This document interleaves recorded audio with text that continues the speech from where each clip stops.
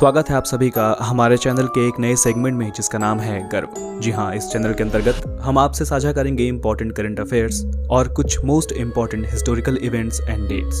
तो बिना वक्त ज़ाया करे चलिए कदम बढ़ाते हैं गर्व की ओर विद गौरव सर। स्वागत है आपके अपने YouTube चैनल सीखावाणी पर, जहां हम आपके लिए रोज कुछ महत्वपूर्ण करंट अफेयर्स के टॉपिक लेके आते हैं जो आपके किसी भी एग्जाम के लिए महत्वपूर्ण साबित होता है। तो हम लोग बिना अपना समय बर्बाद किए अपने क्वेश्चन की तरफ बढ़ते हैं। तो हमारा जो पहला क्वेश्चन है वो क्या है, सुशासन दिवस कब मनाया गया? तो ये कब मनाया जाता है? 25 दिसंबर को। अच्छा, क्यों मनाया जाता है? ये इसलिए मनाया जाता है क्योंकि इसी दिन भारत के पूर्व प्रधानमंत्री अटल बिहारी वाजपेयी जी का जन्म हुआ था। 1924 में हुआ था। और कहाँ हुआ था? ग्वालियर में। ये भारत के 3 बार प्रधानमंत्री रहे और जो इनका सबसे लंबा कार्यकाल रहा वो रहा 1999 से 2004 के बीच का। इनको कुछ पुरस्कार भी मिले जिसमें भारत रत्न और पद्म विभूषण मिला। इनकी मृत्यु कहाँ हुई? नई दिल्ली में। हम लोग क्वेश्चन नंबर 2 पे चलते हैं। सेकंड क्वेश्चन जो है हमारा वो है लासोर महोत्सव। लासोर महोत्सव कहाँ मनाया जाता है? यह लद्दाख में मनाया जाता है और ये बौद्ध संप्रदायों द्वारा मनाया जाने वाला त्यौहार है और इस त्यौहार को नए वर्ष के आगमन का प्रतीक माना जाता है। लद्दाख में एक और योजना चलाया जाता है और उसका क्या नाम है? सुभाष अभियान योजना शुरू किया गया है। हमारा जो नेक्स्ट क्वेश्चन है वह क्या है, किस राज्य सरकार ने धेमाजी परियोजना की नींव रखी? तो किस सरकार ने रखी? असम सरकार ने रखा। असम सरकार में कुछ और भी महत्वपूर्ण योजना है, जैसे बाजरा मिशन। कहाँ चलाया जाता है? असम में।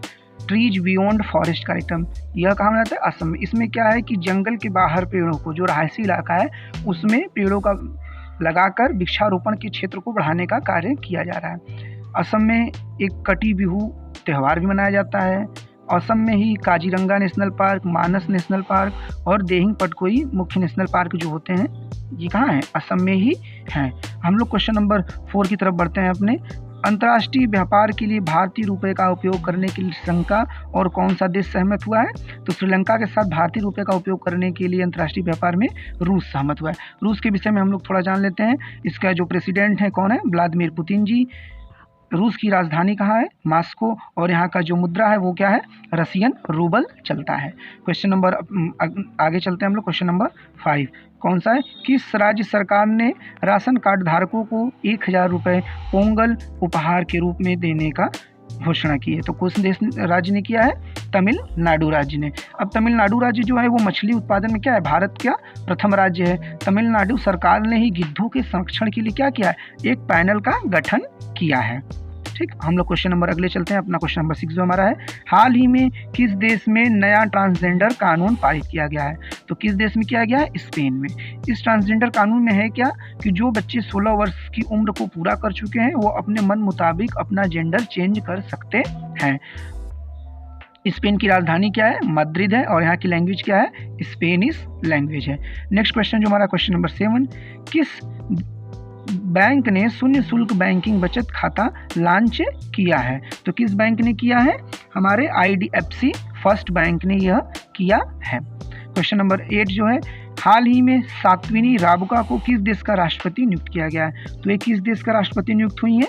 फिजी राष्ट्र के। और फिजी की जो कैपिटल है वो कौन सा राज्य है? शुआ।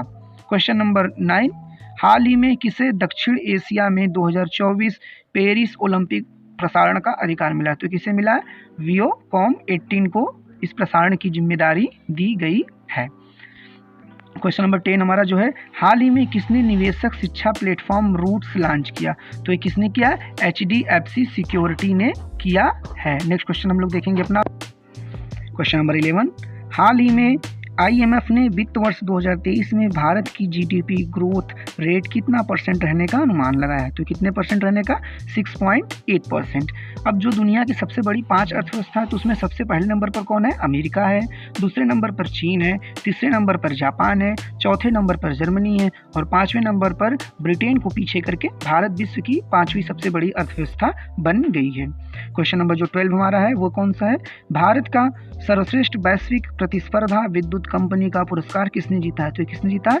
NHPC। इसका पूरा नाम है national hydro electric power corporation. इसकी स्थापना 1975 में फरीदाबाद में हुआ था और फरीदाबाद ही इसका मुख्यालय है। अब हम लोग अपने अगले क्वेश्चन की तरफ। क्वेश्चन नंबर 13 वो क्या है? फोर्ब्स की सूची में सबसे अधिक फीस लेने वाली दुनिया की 25 शीर्ष महिला खिलाड़ियों में भारत की कौन सी महिला खिलाड़ी हैं? वो है पीवी सिंधु। पीवी सिंधु के विषय में हम लोग थोड़ा सा जानकारी लेते हैं क्योंकि बहुत ही महत्वपूर्ण खिलाड़ी हैं भारत के इतिहास में। तो पीवी सिंधु जो ओलंपिक खेलों में महिला एकल बैडमिंटन में रजत और कांस्य पदक जीतने वाली ये पहली खिलाड़ी हैं। और इनके पहले अगर देखा जाए तो सुशील कुमार जी ने रेसलिंग में जीता था। इनका जन्म कहाँ हुआ है? हैदराबाद में। और इनको भी कुछ इनाम मिला, वो क्या? पद्म भूषण और पद्म श्री का पुरस्कार इनको मिला है। हमारा अगला क्वेश्चन है, भारत की पहली विश्व टेबल टेनिस प्रतियोगिता कहाँ आयोजित की जाएगी? तो यह कहाँ आयोजित की जाएगी? गोवा में आयोजित की जाएगी। गोवा विषय में जान लेते हैं। गोवा राज्य का गठन कब हुआ? 30 मई 1987 को। ये एक केंद्र प्रशासित राज्य है जिसकी राजधानी कहाँ है? पणजी है। और गोवा की सबसे बड़ा जो शहर है वो क्या है? वास्को द गामा किया गया। और इसकी जो प्रमुख फसल है इस राज्य में काजू की होती है। यहाँ की साक्षरता दर जो है 91.71% है। और यहाँ के गवर्नर कौन है? PS श्रीधरन पिल्लई। अब हम लोग अपने अगले क्वेश्चन की तरफ चलेंगे जो कि करंट अफेयर के हिसाब से आज लास्ट क्वेश्चन होगा। नेपाल के नए प्रधानमंत्री कौन बने? तो ये कौन बने? पुष्प कमल दाहाल प्रचंड जी। और ये किस पार्टी से सदस्य हैं? कम्युनिस्ट पार्टी के सदस्य हैं। और प्रचंड जो है इनकी उपाधि है वो क्यों दिया गया है? क्योंकि ये माओवादी, मार्क्सवादी और लेनिन ये तीनों का जो मिक्स धारणा ये लेकर अपने हिसाब से कार्य करते हैं। और अब हम लोग आज के इम्पोर्टेंट फैक्ट की तरफ चलेंगे जो कि हमारे अगले इवेंट होता है। क्वेश्चंस को आगे बढ़ाते हैं। और अगला क्वेश्चन जो हमारा है वो इम्पोर्टेंट फैक्ट में क्या है? लाडली लक्ष्मी योजना किस राज्य ने चलाया? तो ये किस राज्य में चल रहा है? MP में। सेकंड क्वेश्चन जो है हमारा है, चिरंजीवी योजना राजस्थान में चलाया गया। अमेरिकी सिक्के पर दिखने वाली जो पहली अश्वेत महिला है वो कौन है? माया एंजेलो है। और $10 ट्रिलियन ड्रीम ये पुस्तक किसने लिखा है? सुभाष गर्ग जी ने लिखा है। अगला क्वेश्चन जो हमारा है, पाकिस्तान की फर्स्ट ट्रांसजेंडर डॉक्टर कौन बनी है? तो ये कौन बनी है? सारा गिल। और हमारा आज का अंतिम जो इवेंट रहता है वो क्या रहता है? The history of the day. इस इवेंट में हम जो कि भारत से लेकर विश्व में जो महत्वपूर्ण घटनाएं आज के दिन घटित रहती हैं हम उनको देखते हैं। तो आज के दिन 1797 में मिर्जा गालिब का जन्म हुआ। मिर्जा गालिब जी को लगभग सभी लोग जानते हैं। ये शायर हैं एक, और इनका जन्म कहाँ हुआ था? आगरा में। और जो इनके शायरी की अवधि रहा रचना काल का वो मुगल काल से लेकर ब्रिटिश काल तक माना जाता है, क्योंकि 1797 में एक तरफ मुगल सत्ता भी थी और दूसरी तरफ ब्रिटिशर्स भी अपना पैर जमा रहे थे। अगला क्वेश्चन जो है वो 1923 में टोक्यो में जापान की युवराज की एक हत्या के आरोप में क्या कर लिया गया? इन्हें सुरक्षित बचा लिया गया था। थर्ड क्वेश्चन, 1945 में वैश्विक अर्थव्यवस्था को मजबूती प्रदान करने के लिए विश्व बैंक की स्थापना की गई।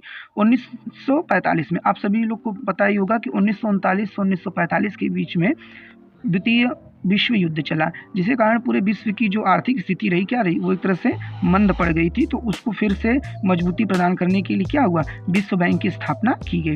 1998 में चीन के परमाणु कार्यक्रम के जनक वांग कान का क्या हो गया? निधन हो गया। और जो सबसे महत्वपूर्ण क्वेश्चन है वो क्या है? 1911 में भारत के राष्ट्रगान जन गण मन को कांग्रेस के कलकत्ता अधिवेशन में गाया गया। अब कलकत्ता के अधिवेशन में गया तो ये कौन सा अधिवेशन था जो कि बहुत महत्वपूर्ण अधिवेशन ये हमारा था? 27वां। और इस अधिवेशन के अध्यक्ष कौन थे? विशन नारायण धर। और अब जनगण मनगढ़ को जो हमारा राष्ट्रगान है उसको लिखा किसने है? तो ये लिखा है हमारे रविन्द्रनाथ टैगोर जी ने। और जो ये जनगण मनगढ़ का हुआ ये पहली बार प्रकाशित कहाँ हुई? तो ये सर्वप्रथम तत्वबोधिनी पत्रिका में 1912 AD में भारत भाग्य विधाता शीर्षक से प्राप्त हुई है। तो इसके साथ ही हमारा आज का जो महत्वपूर्ण इवेंट है वो ख़त्म हो चुका है। रोज़ की तरह हम अपने इस इवेंट को एक मोटिवेशनल बात के साथ ख़त्म करेंगे। तो है वो स्टार्ट करते हैं। सुना है समुंदर को आज बड़ा गुमान आया है।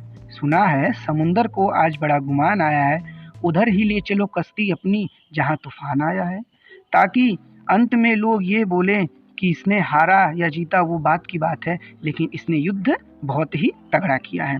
Thank you watching this video.